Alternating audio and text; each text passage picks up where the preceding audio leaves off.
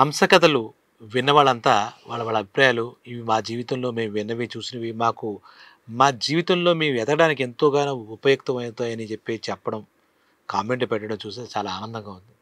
నాకు మరింత ధైర్యం వస్తుంది. నా బాధ్యత మరింత పెరుగుతుంది. స్ఫూర్తి ఈరోజు మనిషికి, మనిషికి కూడా మాట్లాడుకోవడం కమ్యూనికేషన్ సాధనాలు ఉన్నాయి గానీ కమ్యూనికేషన్ లేదు. 2 ఆ ఒడ్డున ఒకళ్ళు, ఈ ఒడ్డున ఒకళ్ళు ఉన్నట్టుగా ఉన్నారు. ఒకే ఇంట్లో ఉన్న అన్నదమ్ములు గాని, మొత్తం సభ్యులు గాని. వాళ్ళ మధ్య కూడా ఒక బ్రిడ్జ్ కావాల్సొస్తది. ఇద్దరు వ్యక్తుల మధ్య కమ్యూనికేషన్ లేక మధ్యలో చెప్పడానికి, మాటలు చెప్పడానికి ఏదో తగువలొస్తే పరిష్కరించడానికి ఇంతమంది మధ్యవర్తి ఉండాలి. కాదు, ఇప్పుడు ఇద్దరు వ్యక్తులు మాట్లాడుకోవాలంటే ఒక మధ్యవర్తి అవసరం పడుతోంది. న్యూక్లియర్ ఫ్యామిలీస్ వచ్చేసాయి. కాబట్టే నాలాంటి వాళ్ళ బాధ్యత పెరిగింది. మంచి మాటలు విందాం, మంచి కథలు విందాం, మనలో ఉన్నటువంటి మంచిని పెంపొందించుకుందాం. తద్వారా సమాజానికి మనం చేయాల్సిన ఏం చేయాలో చేసి మనం వెళ్ళిపోదాం. ఇది ఇంక ఇవాల్టి కథొస్తే ప్రతి మనిషికి కొన్ని వాళ్ళ కోణాల్లో వాళ్ళు ఆలోచించగలుగుతారు. అంతకుమించి కొంచెం ముందుకు వెళ్ళి ఎదురువాడి కోణంలోనో, పక్కవాడి కోణంలోనో లేదంటే ప్రపంచ కోణంలోనో చూడలేడు. ఎందుకంటే వాళ్ళ దృక్పథం వాళ్ళకే అక్కడికే ఆగిపోతుంది. దానికి కారణాలు ఏవైనా కూడా ఎవరి కోణంలో వాళ్ళు ఆలోచించగలుగుతారు. అంతకుమించి ఎదిగినవాడు నిజంగా చాలా గొప్ప వ్యక్తిగా మనం చెప్పుకోవాలి.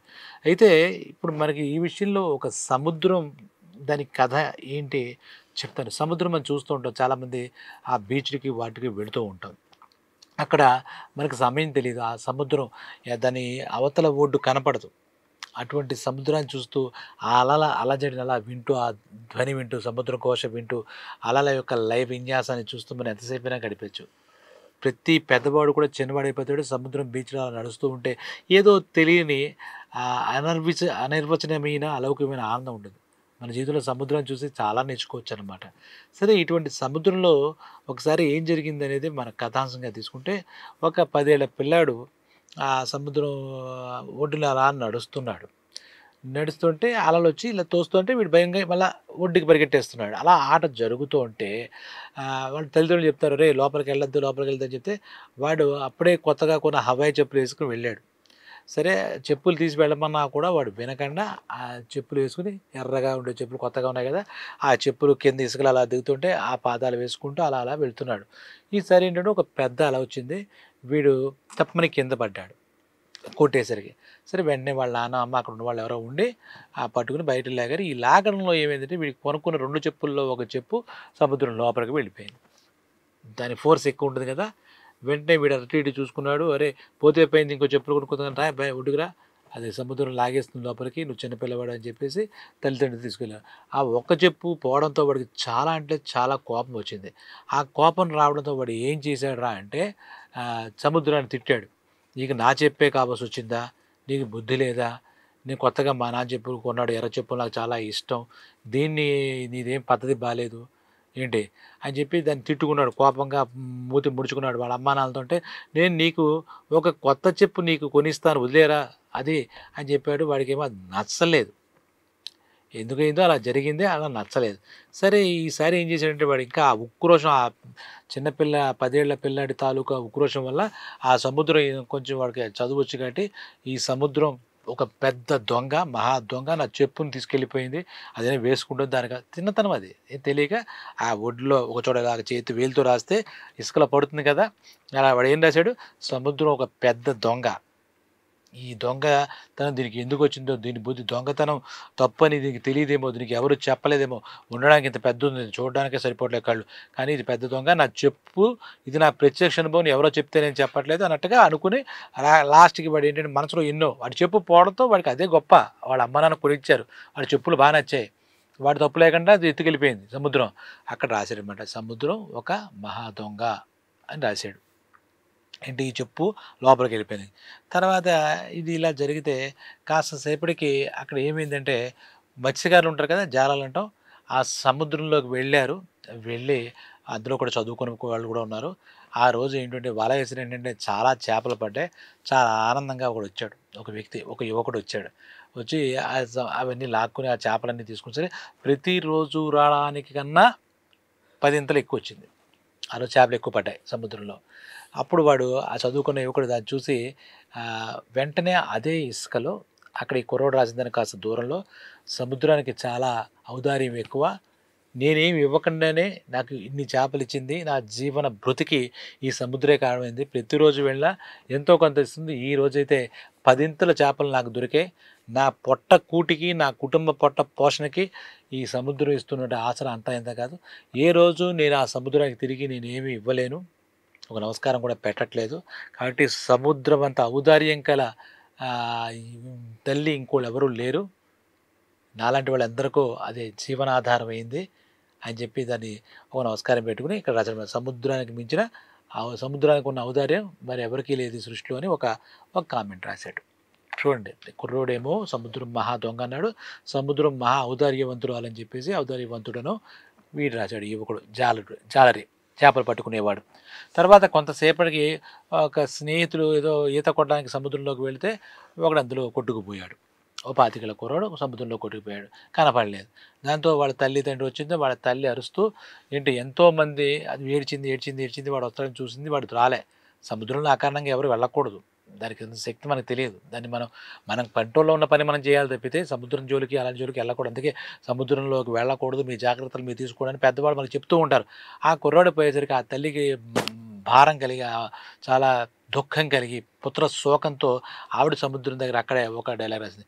ఎంతోమంది అమాయకులను అకారణంగా పొట్టలు పెట్టుకునే మహమ్మారి సముద్రం. ఎంతోమంది అమాయకులు నా కొడుకు పోయాడు. అది పక్కన పెడతాం. సముద్రం మింగేసింది. బలి తీసేసుకుంది. దానికి ఏమీ లేదు. జాలి, కరుణ, దయ ఏమీ లేదు. నా కొడుకు లాంటి వాళ్ళు ఎంతోమంది అమాయకులు పొట్ట పెట్టుకుంటే అమాయకులు పొట్ట పెట్టుకునే మహమ్మారి సముద్రం అని ఒక డైలాగ్ రాసింది. చూడండి, ఇక్కడ మూడో పెర్సెప్షన్ ఇది. తర్వాత నాలుగో పెర్సెప్షన్ దగ్గరికి వెళ్ళేసరికి ఒక మంచి రత్నాల వ్యాపారి, ముత్యాల వ్యాపారి ఒకడు ఒక షిప్ వేసుకుని అంటే ఒక నావ తీసుకుని ఒక ఓడ వేసుకుని మనుషులతో తిరిగి సముద్రం మధ్యలోకి వెళ్ళాడు. ఆ మధ్యలోకి వెళ్ళి ఏంటి ఈ అక్కడికి వెళ్ళిన తర్వాత వాళ్ళందరితో సహకరిస్తే అక్కడ ముత్యాలు చూస్తే చాలా ముత్యాలు వాడికి ఆ రత్నాల వ్యాపారికి దొరికింది. ఆ వజ్రాల వ్యాపారికి ఆ ముత్యాలన్నీ మూట కట్టుకుని ఒడ్డుకు వచ్చాడు. అక్కడ సముద్రం దగ్గర ఇలాంటి సముద్రం ఒకటి ఉంటే చాలు జీవితం సంతోషంగా హాయిగా వెళ్ళిపోతుంది అని ఆ రత్నాల వ్యాపారి రాశాడు. చూసారా ఏం జరుగుతుందో అక్కడ రాశాడు. తర్వాత అక్కడ సముద్రం దగ్గర ఒకడు పొట్లాలు కట్టుకుని మరమరాలు ఇలాంటివి ఉంటాయి కదా, మూరి మిక్చరు అలా అమ్ముకుంటున్నాడు ఒకడు. వాడు ఇదంతా చూసేసరికి ఇంత తెచ్చుకున్నాడు. సాయంత్రం వచ్చేసరికి రూ. 1000 సంపాదించుకున్నాడు. ఈ సముద్రం చూడడానికి ఎంతోమంది విజిటర్స్ వచ్చి చూసి వీటి దగ్గర ఏదో రూ. 10 ఏదో కొనుక్కుంటే ఈ సముద్రం నాకు ఒక ఆధారంగా నిలిచింది. నేను చూడడానికి వచ్చిన వాళ్ళంతా కూడా నాకు డబ్బు ఇచ్చారు కాబట్టి ఏంటి ఈ వాడు ఇంకో వాక్యం రాశాడు. ఈ సముద్రం పరోక్షంగా నేను బతకడానికి కారణమైంది. ఈ సముద్రానికి నేను ధన్యవాదాలు తెలుపుకోవాలని వాడు కూడా డైలాగ్ రాశాడు. చూడండి, తర్వాత ఇద్దరు యువకులు దంపతులు కొత్తగా పెళ్ళిన వాళ్ళు ఆ సముద్రం ఒడ్డున అలా నడుచుకుంటూ వెళ్తే వాళ్ళ ఆనందం వర్ణనాతీతం అనమాట. కొత్తగా పెళ్ళయింది, ఆ సముద్రంలో అలా నడుస్తూ ఉంటే ఆ కాళ్ళలో నీళ్లు తడుపుతున్నాయి. కొంచెం ఒక అలాగే మోకాల దాకా తడుస్తున్నాయి బట్టలు వాళ్ళవి. వాళ్ళిద్దరూ ఆనందపడిపోతున్నారు. వేరే స్వర్గంలో ఉన్నట్టు సముద్రాన్ని చూసి పొంగిపోతున్నారు. అక్కడ వాళ్ళు వెళుతూ ఒక మంచి మాట రాశారు. ఇది మా మధ్య ప్రేమని అభిమానాన్ని ఇంకా పెంచింది సముద్రం. దీన్ని చూస్తుంటే అలాగ ఉండిపోవాలనిపిస్తుంది. ఈ సముద్రానికి ధన్యవాదాలని ఒక కామెంట్ అక్కడ రాశారు. ఈ రకంగా ఫస్టు ఈ చిన్న పిల్లాడు అంటే చెప్పులు పోయిన ఈ పిల్లాడు రాసిన మొట్టమొదటి మహాదొంగ దగ్గర నుంచి ఇంకో కొడుకును పోగొట్టుకున్న తల్లి రాసినటువంటి మహమ్మారి అని అది తిట్టింది. ఆ తర్వాత ఇద్దరు తిడితే మూడో వాడు ఏంటి, నాకు భృతి వచ్చింది, నాకు ఇవాళ చేపలు దొరికి నేను సముద్రానికి ఏమి ఇవ్వకపోయినా దాని ఔదార్యం చూపిస్తూ నా బతుకు ఒక ఆధారం అవుతుందని వాడు రాశాడు. రత్నాల వ్యాపారి ఇటువంటి ఒక సముద్రం ఉంటే చాలు జీవితం హాయిగా గడిచిపోతుంది అలాంటి వాడు ఒక పాజిటివ్ కామెంట్ రాశారు. ఇక్కడ ఈ పెళ్ళైన కొత్త దంపతులు ఏంటి, సముద్రాన్ని చూస్తుంటే సమయం తెలియట్లేదు, సంతోషం మరింత పెరుగుతుంది, మాలో ప్రేమాభిమానం మరింత వెల్లివిరుస్తుంది ఆ దంపతులు రాశారు. అక్కడ ఒక ఈ పెట్టుకున్న తినుబండాలు పెట్టుకున్నవాడు ఈ సముద్రమే నాకు ఈరోజు ఇక్కడ లేకపోతే ఇంతమంది సందర్శకులు వచ్చి చూస్తున్న వాళ్ళంతా నా దగ్గర ₹10 పెట్టి తిన్నారు. నాకు ఒక వ్యాపార మార్గం చూపించింది, బ్రతుకు మార్గం సముద్రం చూపించింది. నా జీవితకాలం దీనికి రుణాన్ని తెచ్చుకోలేని చెప్పి వాడు రాశాడు. ఇవన్నీ ఇక్కడ రాసినసరికి ఈ ఇసుకలో వీళ్ళు ఇలా రాశారు కదా ఈ కామెంట్స్.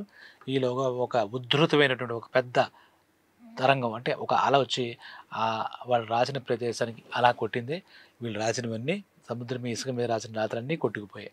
అంటే సముద్రం చూసి మన జీవితం నేర్చుకోమంటాడు. సముద్రం అంత లోతుగా మన వ్యక్తిత్వం ఉండాలి. అలాగే వివేకానంద చెప్తాడు. అలా అంటే నాకు చాలా ఆదర్శం. అలయే నాకు ఆదర్శం. ఎందుకంటే ఎగిరి పడుతున్నది కాదు, పడినా తిరిగి లేస్తున్నందుకు అంటాడు కెరటాన్ని గురించి. అలన్నా కెరటమన్నా ఒకటే కదా! కాబట్టి ఈ సముద్రం గురించి మనం ఏం తెలుసుకోవడం, మన జీవితంలో కూడా ఈ సముద్రంలో ఈ సంఘటన పోలిస్తే మన గురించి గడియలో ఒకడు చాలా మంచిగా చెప్తాడు. మీ అంత గొప్పవాడు లేడు. మీ సంస్కారం గొప్పది. మీ హృదయ వైశాల్యం పెద్దంటాడు. ఆ తర్వాత ఇంకోడు కూడా ఆ పక్కకెళ్తే మీ అంత దరిద్రుడు లేడు. మీరు ఏదైనా మీకు మాట్లాడడమే రాదు. ఏదో ఒక విమర్శ. మీరుకి సేవ చేయగలిగి ఉండి కూడా మీరు మాకు కనీసం మాట సాయం కూడా చేయలేదని ఒకడెవడో అంటాడు. మళ్ళా ఇటు ముందు ఇంతకు ముందు అన్నవాడే తర్వాత ఏమంటాడు? ఈ వ్యక్తి పనికిరాడని ఒకడంటాడు, పనికొస్తాడని ఒకడుంటాడు, వీడు గొప్పవాడని ఒకడుంటాడు, వీడు పరమహీనుడని ఒకడుంటాడు. మనం ఒక సముద్రంలాగా పిలిచి ఇందాక చెప్పా కదా! ఇవన్నీ ఇసుకలో రాతలు లాంటివి. మళ్ళా ఒక సముద్రంలో వస్తే ఎలా ఉంటది?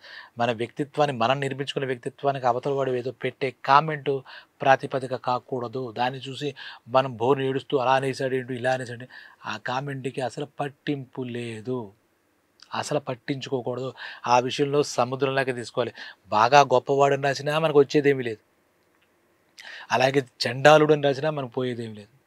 ఎదుటి వ్యక్తులు ఇచ్చే ఈ విమర్శలు, ప్రశంసలను దృష్టిలో పెట్టుకొని మన జీవితం ఉండకూడదు. మనం ఆ రకంగా జీవితంలో వెళ్ళకూడదు. ఒక రకంగా చెప్పేదేంటంటే ఎవరైనా పొగిడితే ఆనందం కలుగుతుంది కరెక్టే. ఎవరైనా విమర్శిస్తే, దాన్ని తిడితే మనల్ని బాధ కలుగుతుంది. దాన్ని బట్టి మన జీవన నిర్మాణం ఉండకూడదు. జీవితాన్ని మనం నిర్మించుకోకూడదు.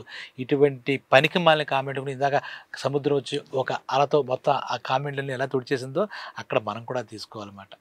అవి ప్రశంసలైన, విమర్శలైనా మన జీవితంలోకి రానివ్వకూడదు. ఎందుకంటే ప్రశంసలు ఎక్కువైపోతుంటే మనలో కొంతమంది పనికిమాలిన ఉంటారు. మనతో పని ఉంటే అక్కర లేకుండా మనల్ని పొగుడుతూ ఉంటారు. కొంతమందికి మన మీద చాలా దగ్ధ ఉంటుంది. మన మొఖం చూస్తేనే ఏదో అనిపిస్తుంది. వాడు అకారణంగా మనల్ని ఏదో ఒకటి నిందిస్తూ ఉంటాడు. ఈ నిందకి మనం పట్టించుకోకూడదు. స్తుతి అంటే మనం ఎవరైనా ప ప పొగుడుతున్నా మనం పట్టించుకోకూడదు. నింద, స్తుతి 2 కూడా పనికిమాలినవే ఒక రకంగా చెప్పాలంటే. నింద, స్తుతి కూడా అస్సలు మన జీవితంలో తీసుకురాకూడదు. ఎందుకని చెప్పానంటే పొగుడుతుంటే సరే మనకి అహంకారం విర్రవీగుతుంది. మనంత గొప్పవాడు లేడని అహంభావం వస్తుంది. అది మళ్ళా మన పతనానికి తీసుకెళ్తుంది. అలాగే ఈ ఎవడైనా ఏదో తిడుతున్నాడు అకారణంగా మనలో ఒక ఆత్మ న్యూన్యత, ఇన్ఫీరియారిటీ కాంప్లెక్స్ డెవలప్ అవుతుంది. ఈ నిందాస్తుతుల వల్ల మనలో సుపీరియారిటీ కాంప్లెక్స్ గానీ, ఇన్ఫీరియారిటీ కాంప్లెక్స్ గానీ ఏర్పడుతుంది. అవి ఉండకూడదు. మన కాంప్లెక్స్ ఎప్పుడు మనకే ఉండాలి. అంటే సెల్ఫ్ కాంప్లెక్స్ ఉండాలి. నేను చేయగలను. నేను చేసేది నేను చేస్తాను. వీడి మాట నాకెందుకు? ఈ పట్టింపు నాకెందుకు? అది వాడు అన్నంత మాత్రాన ఇప్పుడు నరాలు లేని నాలుక అంటారు. ఈ నాలుక ఇప్పుడు క్షణంలో నేను మంచివాడు అంటుంది. క్షణంలో నేను గొప్పవాడు. అంతలోనే నేను వీడు ఒక వరస్ట్ ఫెలో అండి, వీడు వృధా అండి, వీడు భూమికి భారం అండి అంటుంది. ఇటువంటి కామెంట్లు మనం తీసుకుని జీవితంలో మనం ముందుకు వెళ్ళాలనుకోవడం మూర్ఖత్వం అనమాట. చూస్తే జీవితంలో ప్రతీదీ మనకి ఏదో ఒక స్ఫూర్తినిస్తుంది. ఇందాక ఇప్పుడు చెప్పా కదా! సముద్రంలో ఇసుకలో రాతలు, నీటిపై రాతలు ప్రయోజనం లేదు. కాంక్రీట్‌గా మనం బతకాలి. బతకాలంటే మనకు మనంగానే ఎటువంటి ప్రశంసలని ఒంటికంటించుకోకూడదు. ఎటువంటి విమర్శల్ని కూడా దీన్ని స్థితప్రజ్ఞత అంటాడు మహాభారతంలో. అంటే పొగడ్తలకి పొంగిపోవడం, తెగడతలకి బాధపడిపోవడం అనేది ఉండకూడదు. రెండిట్లో ఒకేలా తీసుకునేటట్టు ఉండాలి. ఫస్ట్ ఆఫ్ ఆల్ ఇవన్నీ సముద్రం చెప్పేట చెరిపేయండి. ఎటువంటి బాధ ఉండదు. ఎటువంటి కామెంట్ అయినా చెరిపడేయండి. మీరు చేయాల్సిన లక్ష్యం ఏదో మీరే ఒక రాతి మీద శిల్పంలా చెక్కుకోండి. దాని మీద వెళ్ళండి. ఇవన్నీ ఎందుకు మీకు? కాబట్టి ఈ కథ విన్నారు కదా! సముద్రం మనకి చెప్పినటువంటి ఒక సత్యం. ఇటువంటి మరో కథతో మళ్ళీ మీ ముందుకొస్తాను. అంతవరకు ఈ కథల్ని షేర్ చేయడం మాత్రం మర్చిపోకండి. మీరు టేస్ట్ చేసిన పదార్థం 10 మందికి పంచిపెట్టండి. Thank you.